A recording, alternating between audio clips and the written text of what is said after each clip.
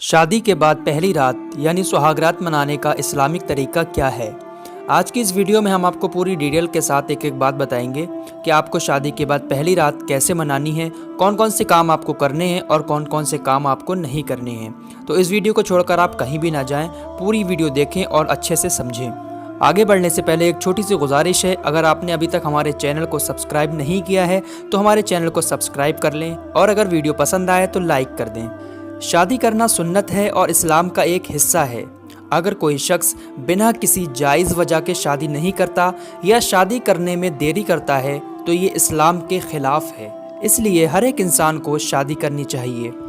जिन लोगों की शादी होने वाली होती है उनमें से बहुत सारे लोगों के दिमाग में कुछ सवाल होते हैं कि इस्लाम के हिसाब से शादी के बाद पहली रात में क्या करना चाहिए, इसको मनाने का इस्लामिक तरीका क्या है। हम यहाँ पहली रात की कुछ बातें करेंगे, लेकिन आपसे गुजारिश है कि आप इन बातों को सिर्फ इस्लामिक तरीका समझने की नीयत से ही सुनिएगा। दिल में कोई गंदगी ना रखें और ना ही कोई गलत कमेंट करें। हमारा मकसद सिर्फ उन लोगों को इस्लामिक तरीका बताना है जिन लोगों को इसमें मालूमात कम है।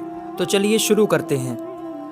शादी के बाद जब लड़का रूम में जाए तो सबसे पहले अपनी बीवी को सलाम करे, उसके बाद खैरियत मालूम करे और दुल्हन से थोड़ी सी बात करने के बाद उसके माथे के थोड़े से बाल अपने सीधे हाथ में पकड़कर ये दुआ पढ़े। यहाँ पर रोककर मैं आपको अपने नबी का एक फरमान सुना दूँ। हुजूर सल्लल्लाहु ताला अलैहि वसल्लम ने फरमाया, जब कोई शख्स निकाह करे और पहली रात में अपनी बीवी के पास जाए तो नरमी के साथ अपनी दुल्हन की पेशानी के थोड़े से बाल अपने सीधे हाथ में पकड़कर ये दुआ पढ़े। स्क्रीन पर आपको जो दुआ दिख रही है यही दुआ पढ़ना है आपको। इस दुआ का मतलब ये है कि ऐ अल्लाह, मैं तुझे इसकी यानी अपनी बीवी की भलाई और खैरो बरकत मांगता हूँ और उसकी बुरी आदतों की भलाई और तेरी पनाह चाहता हूँ, इसकी बुराई और फितरी आदतों से। अबू दाऊद की हदीस पाक है ये, जिल्द नंबर 2 पेज नंबर 150, और ये हदीस पाक बुखारी शरीफ की जिल्द नंबर 3 सफ़ा नंबर 473 में भी मौजूद है। और एक बहुत ज़रूरी बात, पेशानी के बाल पकड़कर दुआ करने से पहले अपनी बीवी को इस बारे में बता दें कि ये हुजूर सल्लल्लाहु ताला अलैहि वसल्लम का हुक्म है, वरना जिस लड़की को मालूम नहीं होगा वो कुछ गलत ना समझने लगे। इसलिए मैं लड़कियों से भी गुजारिश करता हूँ कि इस वीडियो को अच्छे से देखें और अपने नबी के इस फरमान को समझ लें। इसके बाद अगर आपने वुज़ू ना किया हो तो वुज़ू कर लें और 2 रकात नफिल अल्लाह का शुक्र अदा करने और अल्लाह से दुआ करने के लिए पढ़िए। आपको जमात बनाकर नमाज पढ़नी है, यानी लड़का आगे इमाम बनकर खड़ा हो और लड़की उसके पीछे खड़ी हो और दोनों साथ में नमाज पढ़ें। आपको नमाज की नियत इस तरीके से करनी है। नियत की मैंने 2 रकात नमाज नफिल शुक्राने की वास्ते अल्लाह ताला के, मुँह मेरा काबे शरीफ की तरफ, अल्लाहु अकबर। फिर हमेशा जैसे नमाज पढ़ते हो वैसे ही नमाज पढ़ें। फिर नमाज के बाद शादी साथ खैरियत से होने के लिए अल्लाह का शुक्र अदा कीजिए और ये दुआ कीजिए कि अल्लाह इस शादी को कामयाब बनाए, आगे भी हंसी खुशी रखे, बच्चे नेक दे। और इस तरह भी दुआ कर सकते हैं कि ऐ अल्लाह, तेरा शुक्र और एहसान है कि तूने हमें ये दिन दिखाया, हमें इस खुशी और नेमत से नवाजा और हमें अपने हबीब सल्लल्लाहु ताला अलैहि वसल्लम की सुन्नतों पर अमल करने की तौफीक अता फरमा। ऐ अल्लाह, हमारी इस खुशी को हमेशा ऐसे ही कायम रख, हमें मेल मिलाप और मोहब्बत के साथ ज़िंदगी गुजारने की तौफीक अता फरमा। या रब्बे कदीर, हमें नेक और फरमा बरदार औलाद अता फरमा।